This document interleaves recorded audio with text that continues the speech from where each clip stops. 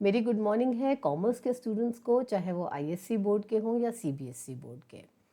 Class 11th में जब आपको कॉमर्स इंट्रोड्यूस होता है तो आइडियली उसके पहले आपको इस सब्जेक्ट के बारे में कुछ ज़्यादा नहीं पता होता। कॉमर्स स्ट्रीम में जो सबसे ज़्यादा प्रैक्टिकल सब्जेक्ट है वो है अकाउंटेंसी, और अगर आपने मैथ्स ऑप्ट किया है तो मैथ्स भी। अकाउंटेंसी के बारे में जहाँ तक मैं समझती हूँ 9th-10th क्लास तक आपको एक ब्रीफ इंट्रोडक्शन मिलता है, बट प्राइमरीली आपको कुछ नहीं पता होता। तो आज इस सेशन में मैं आपको ये बताऊंगी कि अकाउंटेंसी एक्चुअली सब्जेक्ट होता क्या है और हम इससे क्या अचीव करने की कोशिश करते हैं। जैसे जब आप हिस्ट्री पढ़ते हैं तो आपको पता है कि आप पुरानी चीज़ों के बारे में जानने वाले, जियोग्राफी पढ़ते हैं तो आपको पता है कि आपको अर्थ, सराउंडिंग, लैंडस्केप्स, इनके बारे में आपको जानकारी देनी। तो हर सब्जेक्ट का अपना एक दायरा होता है। हमारे अकाउंट्स का क्या दायरा है, आज मैं आपको सबसे पहले एक बहुत सिंपल एग्जाम्पल से ये समझाऊंगी और ग्रेजुअली हम मूव करेंगे अपने एकेडमिक सिलेबस पे। मेरी क्लासेस जहाँ तक मैं समझती हूँ आपको आपके सफ़र में बहुत सपोर्ट करेंगी। चेक, ठीक है। अब अकाउंटेंसी, सबसे पहले आपको ये पता होना चाहिए कि बिजनेस से रिलेटेड है। अगर एक बिजनेस है तो उसके लिए आपको अकाउंट्स बनाने हैं। अगर आप एक बिजनेस के बारे में सोचते हैं तो जो पहला थॉट आपके मन में आता है कि कमाया कितना, नुकसान तो नहीं हो गया कहीं, माल कितने का रखा है, कोई लेनदारी तो नहीं है, किसी का देना तो नहीं है, पैसा कितना लगाया है, can you relate these questions. ये ही सारे क्वेश्चंस हैं जो एक बिजनेसमैन के दिमाग में रहते हैं, या आपको कोई पता चलता है कि किसी ने बिजनेस स्टार्ट किया तो these are the set of questions. अब हम इन्हीं के बारे में बात करने जा रहे हैं कि ये this is what accountancy is. जहाँ अकाउंटेंसी आपको फाइनली लेके जाती है वो यही जगहें हैं। तो अब हम बनाएंगे एक छोटी सी ट्रेन और उस ट्रेन से हम चलेंगे अपने इन्हीं सवालों का जवाब खोजने के लिए। ओके, तो देखिए अब ये बन गई हमारी एक ट्रेन। ये कहाँ कहाँ जाएगी, पहले जाएगी इटावा, रामपुर, ये दोनों कहाँ हैं, ये हैं उत्तर प्रदेश में। फिर चंडीगढ़ और लुधियाना, ये दोनों पंजाब में। फिर अजमेर यानी कि राजस्थान में। तो ये ट्रेन हमारी 3 स्टेट्स कवर करेगी। और आप कौन है, आप इस ट्रेन के पैसेंजर नहीं हैं, आप इस ट्रेन के स्टेशन मास्टर हैं। जहाँ पर पैसेंजर आपके पास आएगा, आपसे पूछेगा कि मैं कौन से डब्बे में बैठूं, और आपकी ड्यूटी है उसे सही डिब्बे में बिठाना। आपकी ड्यूटी इसलिए बहुत इंपॉर्टेंट है क्योंकि इनके बीच में कोई भी दरवाज़ा नहीं है। अगर आपने एक पैसेंजर को एक डब्बे में बिठा दिया तो वो वहीं बैठा रहेगा। अब मान लीजिए किसी को रामपुर जाना है और आप उसे इटावा वाले डब्बे में बिठा देंगे तो बीच में उसके पास बदलने की कोई जगह नहीं है, वो गलत जगह ही पहुंचेगा। तो आप बहुत इंपॉर्टेंट रोल प्ले करते हैं क्योंकि ये ट्रेन बीच में रुकेगी भी नहीं, ये दरवाजे खुलेंगे भी नहीं, ये चाय, समोसा, पैटीज खाने के लिए कहीं नहीं रुकने वाली है। आपने अपनी जिम्मेदारी से जिसको जहां बिठा दिया वो उसी स्टेशन पर उतर पाएगा। तो इस सफर का मजा ये है कि स्टेशन मास्टर की जिम्मेदारी सिर्फ एक बार है, पैसेंजर को सही डिब्बे में बिठाना। एक बार आपने उतना काम कर दिया तो जब वो स्टेशन आएगा, वो डिब्बा खुलेगा, सारे के सारे पैसेंजर्स उस स्टेशन पे उतर जाएंगे जहां भी उसको जाना है। लेकिन अगर आपने शुरुआत में गलती कर दी तो उसको सुधारने के लिए आपके पास कोई स्कोप नहीं है और आपका काम अधूरा रह जाएगा। ठीक, तो अब हम समझेंगे कैसे पैसेंजर आते हैं और कैसे हम उन्हें बिठाते हैं। तो इटावा, रामपुर, चंडीगढ़, लुधियाना, अजमेर। अब ये हमारी ट्रेन चल पड़ी। मान लीजिए ये हमारी ट्रेन डुक डुक डुक डुक डुक डुक डुक डुक डुक डुक डुक डुक करके ये चल पड़ी। सबसे पहले आया उत्तर प्रदेश, यूपी। अब अकाउंटिंग भी तो पढ़नी है, सिर्फ ट्रेन थोड़ी चलाएंगे। तो ये जो यूपी जिसको मैंने नाम दिया है, ये आपके लिए है प्रॉफिट एंड लॉस अकाउंट, जहां से हमें ये पता चलता है कि हमारे बिजनेस ने क्या कमाया। जितना आया, जितनी सेल हुई, वो आपकी कमाई नहीं होती है क्योंकि खर्चे भी तो किए हैं ना। तो ये जगह है जहां पर हम खर्चों को और अपनी कमाई को एडजस्ट करेंगे, हमें पता चलेगा हमें प्रॉफिट कितना हुआ है, मुनाफा कितना हुआ है। तो ये है यूपी हमारा। इसमें एक तरफ है इटावा। अब इटावा को हमारी भाषा में क्या कहते हैं, ई हम उठाएंगे इटावा से और बाकी बन जाएगा एक्सपेंसेस। तो जितने खर्चे किए हैं साल भर में आपने, उसे हम इस तरफ लिखेंगे। अंडरस्टूड। अब इटावा के बाद अगला स्टेशन यूपी का कौन सा है, रामपुर। तो रामपुर से हम उठाएंगे आर, और आर बन जाएगा हमारा रेवेन्यू। रेवेन्यू मतलब जितना आपने रिसीव किया है। इधर आप लिख दोगे कि आपने कितना सेल किया। ठीक है। जब हम इन दोनों को नेट ऑफ करेंगे, मतलब मान लीजिए रेवेन्यू आया 1000 और एक्सपेंस थे 800, तो जब हम इनको माइनस करेंगे तो 200 रुपए हमारा निकल के आएगा प्रॉफिट।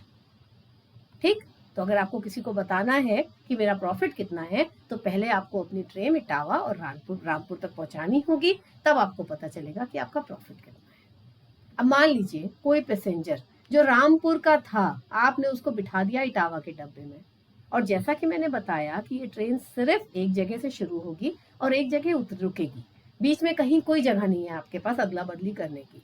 तो जिसको आपने रामपुर के पैसेंजर को इटावा बना दिया, यानी कि रेवेन्यू की आइटम को अगर आपने एक्सपेंस बना दिया, तो क्या हुआ, जो आपने कमाया था आपने कैलकुलेशन करते समय उसको खर्चे में लिख दिया, तो आपका कैलकुलेशन गड़बड़ हो गया।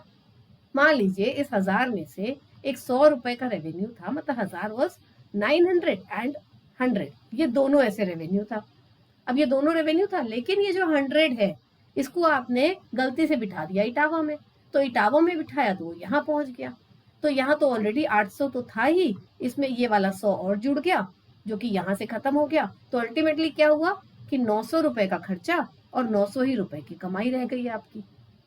अब ये में तो आपको तो लगा कि यार मैंने तो कुछ कमाया ही नहीं, मैंने तो साल भर मेहनत करी, मैंने तो कुछ अर्न ही नहीं किया।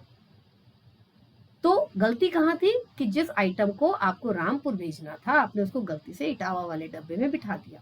इस पोर्शन को हमारे अकाउंटेंसी में कहते हैं जर्नलाइज करना। एंड बिलीव मी, पूरे अकाउंटेंसी का सबसे इंपॉर्टेंट सेगमेंट यही है, क्योंकि एक बार आपने स्टेशन मास्टर बन के सही जगह अपनी चीज को बिठा दिया तो वो पूरा सफर, बहुत सारे स्टेशन आते हैं बीच में, ऐसा नहीं है कि हम सीधा यूपी पहुंच जाते हैं या पीएल अकाउंट में पहुंच जाते हैं, बहुत सारे स्टेशन आएंगे बीच में, हम उन्हें लेजर कहते हैं, फिर ट्रायल बैलेंस कहते हैं और बहुत कुछ आता है।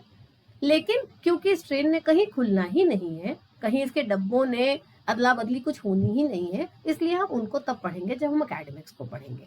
अभी हम फिलहाल ये समझना चाह रहे हैं कि हमारा अल्टीमेटली होगा क्या। तो ये गलती अगर हमने कर दी, इसलिए जर्नलाइज करना एंट्री को सबसे इंपॉर्टेंट होता है। किस नेचर का आइटम है, वो एक्सपेंस है, रेवेन्यू है, या बाकी 3 मैंने अभी आपको नहीं बताए हैं, आपको उनको सही ठिकाने रखना है, वरना वो गलत जगह जाके बैठ जाएंगे तो आपका काम गलत हो जाएगा। ठीक, तो अब हम फिर से एक बार इस चीज को समझते हैं। हम थोड़ा सा पेज को नीचे कर लेते हैं ताकि हमको ट्रेन आगे चलाने का मौका मिल जाए।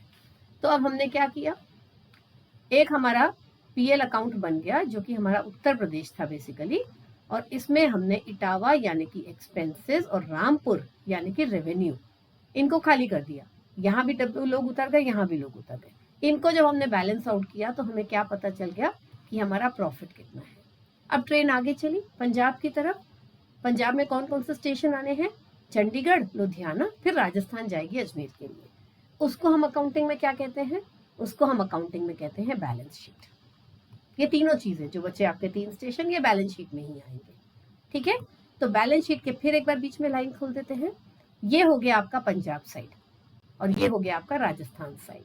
तो पंजाब में हमें किसको किसको खाली करना है, कैपिटल यानी कि चंडीगढ़ को, और लायबिलिटीज यानी कि लुधियाना को। ठीक है, तो जितने पैसेंजर आपने कैपिटल यानी कि चंडीगढ़ वाले डिब्बे में बिठाए थे वो यहाँ खाली हो जाएंगे, और जितने लुधियाना में बिठाए थे वो सारे के सारे यहाँ खाली हो जाएंगे। ट्रेन बढ़ जाएगी आगे, पहुंच जाएगी राजस्थान। राजस्थान का डब्बा क्या नाम है, राजस्थान का डब्बा है अजमेर। अजमेर का मतलब क्या हुआ, एसेट्स। तो स्टेशन जो मैंने पिक किए हैं वो स्टेशन का जो फर्स्ट अल्फाबेट है वो आपकी अकाउंटिंग टर्मिनोलॉजी से रिलेट करता है। E Etawah, E expenses, R Rampur, R revenue. ठीक है, इसके बाद C Chandigarh, C capital, L Ludhiana, L liabilities, A Ajmer, A assets. ठीक है, इस तरीके से बैलेंस शीट में क्या हुआ कि जो कैपिटल और लायबिलिटी, ये टर्म्स क्या होते हैं ये मैं धीरे धीरे आपको बताऊंगी, लेकिन इन चीजों का अपनी सही जगह पहुंचना बहुत इंपॉर्टेंट है। इस तरीके से जब आप याद रखेंगे कि पहले आपका यूपी आएगा, यूपी में एक्सपेंस और रेवेन्यू यानी कि इटावा रामपुर आ गया, फिर उसके बाद आप बैलेंस शीट बनाएंगे, उसकी एक तरफ पंजाब है और एक तरफ राजस्थान है। और पंजाब के कौन से 2 शहर हैं, चंडीगढ़ है और लुधियाना है, और राजस्थान का कौन सा है, अजमेर है। जब आपको इतना याद रहेगा, और वहां अभी हम बाद में सीखेंगे कि हमको उनको सही डब्बों में कैसे बिठाना है, तो बेसिकली वहां से चीज को शुरू करके यहाँ हम बहुत ही आराम से पहुंच जाएंगे, हमारे एंड पे कहीं कोई गलती नहीं होगी। अंडरस्टूड?